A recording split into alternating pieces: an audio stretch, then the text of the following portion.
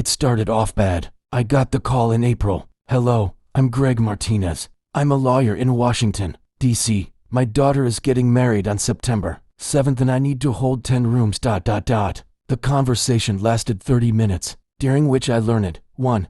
Greg was a lawyer by 3. 2. His daughter was getting married by 2. 3.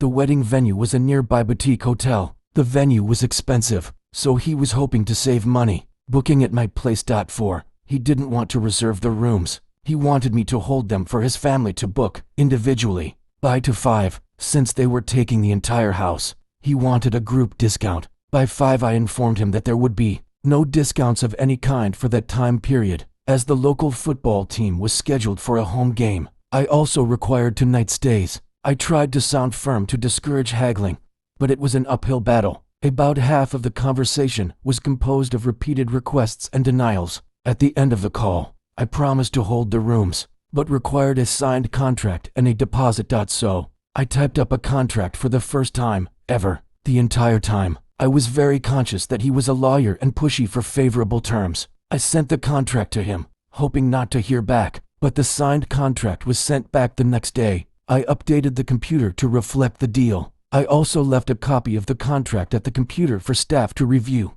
The next day, Greg's mother called. I spent 15 minutes explaining to her that she had to book 2 nights to satisfy the contract, but eventually she declined. The next day, she called back and made a 1-night reservation with an employee. I was annoyed. When I discovered the mistake, I decided to let it slide, but I locked the room block so that only I could book more rooms. Over the next week, I had many conversations with Greg's family. It was always the same. I want 1 night, just like grandma, and group discounts are really what we deserve. I resisted these demands to much frustration. I was spending a lot of time explaining the contract to the family, but they had difficulty understanding. Over the next few months, I had many more conversations with Greg and family. If they couldn't get discounts, they wanted upgrades or special favors. The entitlement and persistence were making me anxious and angry. More than one told me that the customer is always right. Infuriating.